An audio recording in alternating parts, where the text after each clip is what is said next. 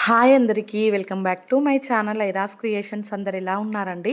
నేనైతే చాలా బాగున్నాను. ఇంకా మీరు ఎలా ఉన్నారో కామెంట్ సెక్షన్లో అయితే షేర్ చేసుకోండి. ఇంకా ఇదొచ్చేసి నిన్న మండే రోజు వ్లాగ్ అండి. మండే రోజు అయితే నేను మార్నింగ్ రొటీన్ అంతా షూట్ చేశానండి. అదే ఈరోజు వ్లాగ్లో అయితే మీకు చూపిస్తాను. మార్నింగ్ లేవగానే ఫస్ట్ అయితే నేను స్టవ్ మీద పాలు పెట్టానండి. మార్నింగ్ 6 o'clockకి లేచాను. మార్నింగ్ 6 to 8:30 నా బిజీ రొటీన్ ఎలా ఉంటుందో చూసేయండి. సో లేచి స్టవ్ మీద పాలు పెట్టేసి తర్వాత అయితే ఇంకా సాంబార్ చేద్దామనేసి దానికోసం అయితే కందిపప్పు తీసుకుంటున్నానండి. పప్పు అయితే కొంచెం ఒక 15 minutes అయినా నానితే బాగుంటుంది అనేసి అయితే ఇలా ముందే నానబెట్టుకుంటున్నానండి. కొంతమంది అయితే ఇంకా నైటే నానబెట్టుకుంటారు. నేనైతే ఇంకా అలా నైట్ ఏం నానబెట్టుకోలేదు, కానీ చేయడానికి ముందు ఒక 15-20 minutes అయితే అలా నానబెట్టుకుంటానండి. ఇంక ఇక్కడైతే నేను ఒక 2 to 3 glasses పప్పు అయితే తీసుకున్నానండి. ఇదైతే మాకు సరిపోతుంది. తీసుకొని ఒక బౌల్లోకి వేసుకొని దాన్ని అయితే ఒక 2 సార్లు బాగా కడుక్కొని దాని తర్వాత దాంట్లో కొన్ని మంచినీళ్ళు వేసి ఇంకా దాన్ని అయితే పక్కకు పెడతానండి. ఇంక ఇక్కడ చూసారు కదా, నార్మల్ వాటర్ అయితే వేసుకున్నాను. ట్యాప్ వాటర్ అయితే వేసుకొని ఇంకా దాంట్లో ఉన్న డస్ట్ అదంతా పోయేటట్టు అయితే బాగా కడుక్కొని అయితే ఇంకా వాటర్ వంపేసి తర్వాత అయితే ఫ్రెష్ వాటర్ పోస్తున్నానండి. సో కొంతమంది చెప్పాను కదా పప్పు నైటే నానబెట్టుకుంటారు అనేసి. పప్పు ఏంటంటే ఈ మధ్యకాలంలో వచ్చే పప్పు అయితే అంత బాగుండట్లేదట అండి. నానబెట్టుకునే వండుకోవాలంట, లేదంటే గ్యాస్ ఫామ్ అలా అవుతుందంట. సో అందుకనేసి కొంతమంది అయితే అలా నానబెడుతున్నారండి. ఇంకా మీకు అంత టైం లేకుంటే ఒక 15-20 minutes అయినా ఇలా నాలా అయితే నానబెట్టుకొని వండుకోండి, బాగుంటుంది. ఇంక ఇక్కడైతే నేను రైస్ కూడా కడిగి పక్కన పెట్టుకున్నానండి. తర్వాత అయితే ఇంకా పాలు కూడా కాగిపోయాయి. కొన్ని పాలు తోడేద్దామనేసి అయితే తీసి పక్కకు పెడుతున్నానండి. వాటిని అయితే ఇంకా కొన్ని పాలేమో పిల్లలు తాగుతారు, మిగిలిన పాలైతే మా హస్బెండ్ కోసం టీ పెట్టించాలండి. తన కోసం అయితే ఇంకా హాట్ వాటర్ కూడా పెట్టాలి. రోజు అయితే ఖచ్చితంగా పెడుతున్నాను హాట్ వాటర్ అయితే. ఇంకా తను హాట్ వాటర్ తాగైతే కూర్చున్నారండి. సో ఇంక ఇప్పుడైతే టీ కూడా పెడుతున్నానండి. నైట్ అయితే నేను మొత్తం వెల్లుల్లి అల్లం అయితే క్లీన్ చేసి పక్కన పెట్టుకున్నాను కదండి. అదైతే ఇంక ఇప్పుడు మిక్సీకి కూడా వేసుకోవాలి. పొద్దున్నే ఇంకా పిల్లలు లేవలేదు. సో మిక్సీ సౌండ్కి వాళ్ళు ఎక్కడ లేస్తారో అనేసి వాళ్ళు లేచే వరకు అయితే వెయిట్ చేశానండి. ఇంక ఇక్కడైతే నేను టీ పెట్టాకైతే పప్పు నానబెట్టుకున్నాను కదండి. ఇల్లు అదంతా ఊడ్చొచ్చే లోపు అయితే పప్పు బాగా నానిపోయిందండి. సో ఇప్పుడైతే దీన్ని కుక్కర్లోకి వేసుకుంటున్నాను. కుక్కర్ అయితేనే ఫాస్ట్గా ఉడుకుతుందండి. సో అందుకనేసి కుక్కర్లోకి అయితే వేసుకొని ఇంకా పప్పు ఎంతవరకు ఉందో మళ్ళీ అన్ని వాటర్ అయితే వేసుకుంటానండి. పప్పు మునిగే వరకు అయితే ఇంకా వాటర్ వేసుకొని కుక్కర్ విజిల్ పెట్టుకుంటే అయిపోతుందండి. అలాగే పైకి పొంగకుండా ఉండడానికైతే నేను కొంచెం ఆయిల్, కొంచెం పసుపు కూడా వేస్తానండి. ఆయిల్ వేయడం వల్ల ఏంటంటే పైకి పొంగదంట. కాకపోతే ఈరోజు అయితే పైకి కూడా పొంగిందండి. సో అలా అయితే వేసుకున్నాను. ఇంకా నేను ఈ కుక్కర్ పెట్టే టైంలో అయితే నాకు కుక్కర్కి ఉండే వాచర్ ఉంటుంది కదండి, అదైతే అస్సలు దొరకదండి. మా పిల్లలు అయితే ఎక్కడో ఒక దగ్గర ఆడి వేస్తూ ఉంటారు. ఇంకా నాకు టైంకు గుర్తొస్తుంది అది, అప్పుడు వెళ్ళి వెతుకుతూ ఉంటానండి. మా హస్బెండ్ ఏమో వాళ్ళు ఆడుకునేటప్పుడు నీకు కనిపిస్తుంది కదా, అప్పుడే తెచ్చి కిచెన్లో పెట్టుకోవచ్చు కదా, ఇప్పుడు తీర టైంకి వెతుకుతావు అనేసి తిడుతూ ఉంటారండి. నేను తెచ్చి పెట్టినా కానీ వాళ్ళు మళ్ళీ పడేస్తూనే ఉంటారండి. సో అందుకనేసి ఇంకా నేను ఎప్పుడు వాడతానో ఇంకా అప్పుడే నాకు గుర్తొస్తుంది, అప్పుడే తీసుకొచ్చి పెడతానండి. ఇప్పుడు కూడా దానికోసం అయితే ఒక 5 minutes వెతికానండి. వెతికితే దొరికింది. ఇంకా తెచ్చి మూత అయితే పెట్టేశానండి. పెట్టి ఇంకా స్టవ్ మీద పెట్టేశాను. ఈ లోపు అయితే ఇంకా టీ కూడా మరిగిపోయిందండి. కప్లో పోసి ఇంకా మా హస్బెండ్కి అయితే ఇవ్వాలండి. మా హస్బెండ్ కోసం సపరేట్ కప్ ఉండే అండి, అదే యూస్ చేసేది. ఆ కప్ ఏంటంటే మొన్న నేను బోల్ తోముతుంటే ఊరికనే పగిలిపోయిందండి. ఇంకా దాన్ని తీసి బయటపడేసాను. ఈ స్టీల్ కప్ ఉంటుంది కదా, ఇదైతే వాడుతున్నానండి. మా హస్బెండ్కి ఏంటంటే ఈ స్టీల్ కప్లో చాలా తక్కువ టీ పడుతుందండి. సో తను ఏంటంటే సపరేట్గా ఒక కప్ ఉంటుంది, తను అందులోనే తాగుతారండి. దాంట్లో అయితే కొంచెం ఎక్కువ క్వాంటిటీ పడుతుంది. సో ఇంకా అది దాంట్లోనే తాగేవారండి. ఇప్పుడైతే అది పగిలిపోయింది. మళ్ళీ డిమార్ట్కి అలా వెళ్ళినప్పుడు అయితే ఇంకొకటి తీసుకురావాలి. సో మొత్తానికి మా హస్బెండ్కి అయితే టీ పోసి ఇచ్చేసానండి. తర్వాత అయితే ఈ స్టవ్ మీద నేను ఇందాక రైస్ కడుక్కున్నాను కదండి, ఇంకా రైస్ కూడా కొంచెం నానిపోయాయి. ఇంక ఇప్పుడైతే స్టవ్ మీద పెట్టేశానండి. ఇంకా నైట్ నేను చెప్పాను కదా అల్లం వెల్లుల్లి అయితే క్లీన్ చేసి పెట్టుకున్నానని, ఇప్పుడైతే అవి మిక్సీకి పట్టుకోవాలండి. పిల్లలు కూడా లేచారండి. ఇంకా అల్లం అయితే మిక్సీకి పట్టుకునే ముందే మొత్తం అయితే కట్ చేసుకుంటున్నాను. చిన్న చిన్న ముక్కలుగా అయితే కట్ చేసుకుంటే కొంచెం అంటే తొందరగా నలిగిపోతుందండి. ఈ పెద్ద పెద్ద ఇలానే అంటే అల్లం మొత్తం కొమ్ములే వేసాను అనుకో, నలిగిపోవడానికి టైం పడుతుంది. సో అందుకనేసి చిన్న చిన్న ముక్కలుగా అయితే కట్ చేసుకుంటున్నానండి. వెల్లుల్లికి కూడా నేను నైట్ అయితే కొంచెం ఆయిల్ అప్లై చేసి పక్కన పెట్టానండి. ఇంకా కొంచెం వాటికైతే పొట్టు సరిగా పోలేదు. ఇంకా పొద్దున ఒకసారి అటు ఇటు నలిస్తే ఆ పొట్టు కొంచెం పోతుంది అనేసి నైట్ అయితే ఆయిల్ కొంచెం పసుపు పెట్టి పక్కన పెట్టానండి. సో ఇంకా ఇప్పుడు అది కూడా ఒకసారి అయితే మొత్తం నలుచుకొని ఇంకా చెరుక్కోవాలండి. ఈ రెండు అయితే ఇంకా మిక్సీకి పట్టుకోవాలి. అల్లం వెల్లుల్లి పేస్ట్ అయితే నాకు ఇది 1 month వరకైనా వస్తుందండి. ఇంకా అందుకనేసి 1 monthకి ఒకసారి అయితే ఇలా పేస్ట్ చేసి పెట్టుకుంటాను. ప్రతిసారి హాఫ్ కేజీ చేసుకునేదాన్ని. ఈసారి అయితే రెండు కలిపి కేజీన్నర అలా తీసుకున్నానండి. అంటే ప్రతిసారి కేజీ తీసుకునేదాన్ని, ఈసారి అయితే కేజీన్నర తీసుకున్నాను. ఎందుకంటే ఇంకా 4 రోజులు అనుకో పిల్లలకి హాలిడేస్ అండి. హాలిడేస్లో ఒక్క పని సరిగా చేసుకొనివ్వరండి. ఇంకా వాళ్ళతోనే సరిపోతది. ఈ ముందే చేసి పెట్టుకుంటే ఒక పని అయిపోతది కదా అనేసి కొంచెం ఎక్కువ క్వాంటిటీ చేసుకుంటున్నానండి. ఇంకా అల్లం అయితే మొత్తం కట్ చేస్తానండి. బాగా చిన్న ముక్కలుగా అయితే ఏం కట్ చేయలేదు. కొంచెం పెద్ద పెద్దగా ముక్కలుగానే కట్ చేసుకున్నానండి.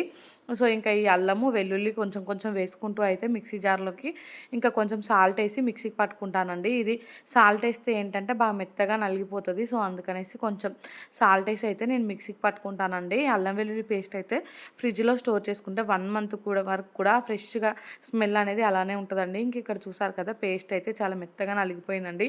నాకైతే అల్లం వెల్లుల్లి పేస్ట్ ఇంత మెత్తగా ఉంటేనే నచ్చుతదండి. కొంతమంది ఏంటంటే పొట్టు కూడా సరిగ్గా తీయరండి. తీయకుండా అది నారలు నారలు అలానే ఉంటది. బాగా మెత్తగా కూడా పేస్ట్ చేసుకోరు. నాకలా నచ్చదండి. సో, ఇలా ఫైన్ పేస్ట్‌లా ఉంటేనే నచ్చుతది. సో, మొత్తం అంతా మిక్సీకి పట్టుకున్నాకైతే పేస్ట్ ఉంటది కదా! దాన్నంతటిని కలుపుతున్నానండి. అంటే 2 సార్లు పట్టుకున్నాను కదా! ఒక దాంట్లో ఉప్పు ఎక్కువై ఉంటది. ఒక దాంట్లో తక్కువై ఉంటది.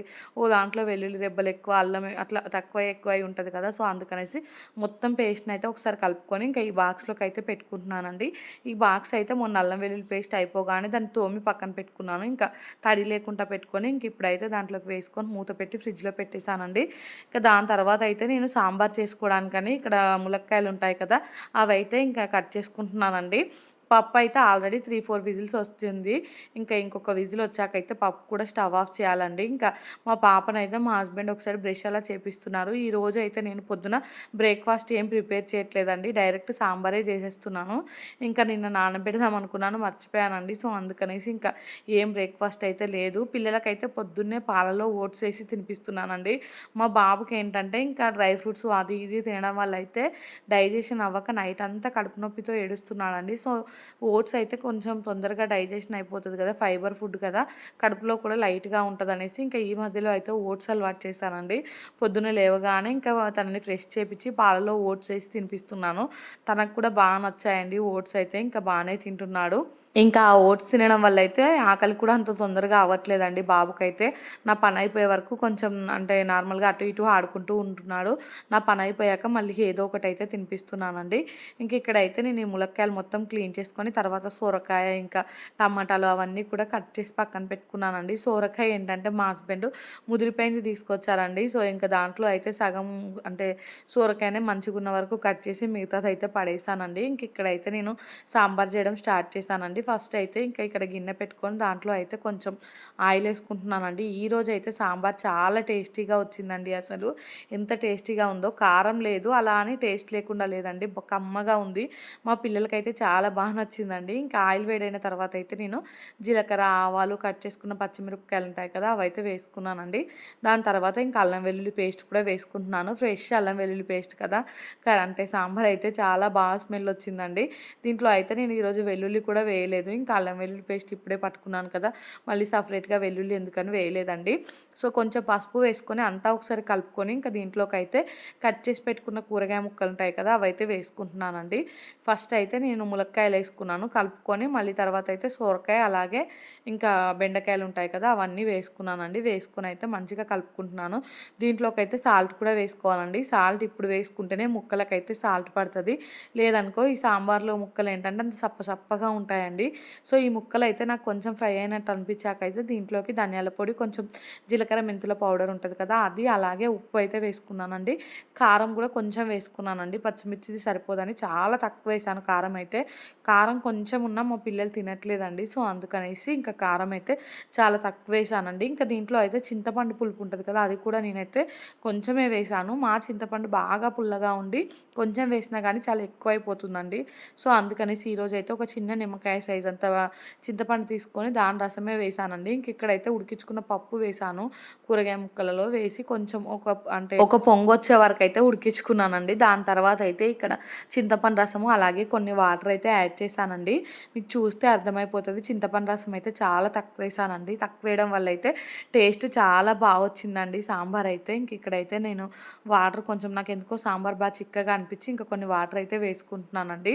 ఇంకా దీంట్లో అయితే టమాటా ముక్కలు ముక్కలు అలాగే కొత్తిమీర కరివేపాకు అయితే కట్ చేయకుండా అలా కాడలతోనే దాని మధ్యలో అయితే పెట్టానండి. ఇంకా అదైతే ఒక 10-15 మినిట్స్ అయితే మీడియం ఫ్లేమ్లో పెట్టుకొని బాగా మరిగించుకున్నానండి. ఇంకా దాని తర్వాత అయితే స్టవ్ ఆఫ్ చేశాను. ఈలోపు అయితే నేను పిల్లల్ని కూడా రెడీ చేశానండి. స్నానం చేపించి అయితే ఇంకా సాంబార్ అవ్వగానే పాపకైతే బాక్స్ పెట్టి పంపించేశాను. ఇంకా దాని తర్వాత వచ్చిన బోళ్ళు ఉంటాయి కదండి, ఇంకా లంచ్ చేశాక వచ్చిన బోళ్ళు అవన్నీ అయితే ఇక్కడ తోమేస్తున్నానండి. చాలా బోళ్ళు ఉన్నాయి. ఇంకా సాంబార్ చేస్తే అయితే కుక్కరు అంటే సపరేట్గా బోళ్ళు అవి చాలా పడుతూ ఉంటాయి కదండి. ఇంకా ఇక్కడైతే అవన్నీ తోమడం కంప్లీట్ అయిపోయింది. ఇంకా కడుగుతున్నానండి. ఇల్లు అదంతా ఇలానే ఉంటే అది కూడా మొత్తం నీట్గా అయితే సర్దేశానండి. ఇంకా బోళ్ళు కడగడం కంప్లీట్ అయిపోయాకైతే స్టవ్ కూడా క్లీన్ చేయాలండి. స్టవ్ మీద అయితే ఈరోజు సాంబార్ చేస్తూ ఉంటే సాంబార్ ఒకసారి పొంగిందండి. అలాగే ఇంకా కుక్కర్లో పప్పు కూడా పొంగింది. స్టవ్ మీద అంతా పడిపోయిందండి. స్టవ్ అయితే చాలా డర్టీగా అనిపించింది నాకైతే. సో ఈ బోళ్ళు తోమడం కంప్లీట్ అయిపోయాక కడుగుదాంలే అనేసి అనుకుంటున్నానండి. నేను ఈ పని చేసుకుంటుంటే మా పిల్లలు అయితే ఆడుకుంటున్నారండి. ఇంకా మార్నింగ్ రొటీనే అని ఈవినింగ్ కూడా చూపిస్తుంది అనుకోకండి. ఓన్లీ ఈవినింగ్ ఈ పనుల వరకే చూపించానండి. నైట్ అయితే మాకు అంటే ఈవినింగ్ టైంలో గాలి బాగా వచ్చిందండి. వచ్చి కరెంటు పోయిందండి. ఇంకా మధ్యరాత్రి 2:00 ఏమో కరెంట్ వచ్చిందండి. ఇంకా మేము కూడా అసలు నైట్ పిల్లలకు అన్నం తినిపించేసి తర్వాత కొంచెం ఫ్రెష్ చేపించి పడుకోబెట్టానండి. చీకట్లోనే పడుకున్నారు వాళ్ళైతే. కొంచెం వెదర్ కూల్గా ఉంది కాబట్టి పెద్దగా ఏం ఉక్కపోత అలాంటిది ఏం లేదండి. సో అందుకనేసి పిల్లలైతే బాగానే పడుకున్నారు. ఇంకా కరెంట్ అసలు వస్తుందో రాదో అని భయం వేసిందండి. కాకపోతే ఇంకా 2:00 అయితే అలా వచ్చింది.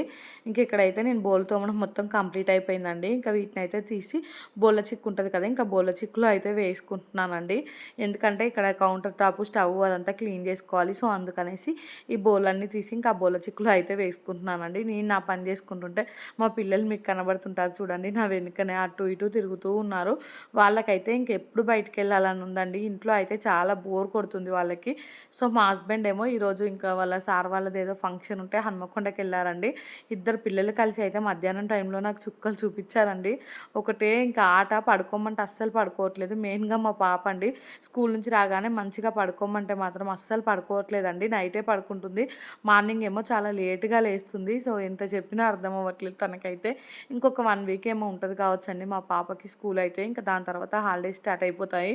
సో ఇంక ఇక్కడైతే నేను బౌల్ మొత్తం తోమడం కంప్లీట్ అయిపోయాక స్టవ్ అయితే మొత్తం నీట్గా అయితే తోముకుంటున్నానండి. స్టవ్ తోమి ఇంకా దీన్ని అయితే కడిగేసానండి. ఇంకా తర్వాత అయితే నేను బ్లాగ్ ఏం షూట్ చేయలేదండి ఈరోజు. ఇంకా ఇడ్లీ పిండి అదంతా మిక్సీకి పట్టుకునేది కూడా ఉందండి. అవి కూడా నేనైతే ఏం మిక్సీకి పట్టుకోలేదండి. అంటే కరెంట్ లేదని చెప్పాను కదా, ఇంకా అన్నీ ఎక్కడివక్కడే పెట్టేశానండి. సో ఈ వీడియో అయితే ఇంతటితో ఎండ్ చేస్తున్నానండి. వీడియో నచ్చితే మాత్రం తప్పకుండా లైక్ చేయండి, షేర్ చేయండి, ఇంకా సబ్స్క్రైబ్ చేసుకోండి. అలానే పక్కనే బెల్ ఐకాన్ ఉంటుంది, దాన్ని అయితే క్లిక్ చేయండి. ఇంకా నేను వీడియో పెట్టగానే మీకైతే నోటిఫికేషన్ వస్తుంది, మీరు చూసేయొచ్చండి. చాలామంది చూస్తున్నారు కానీ ఇంకా సబ్స్క్రైబ్ చేసుకోవట్లేదండి. సబ్స్క్రైబ్ చేసుకోండి.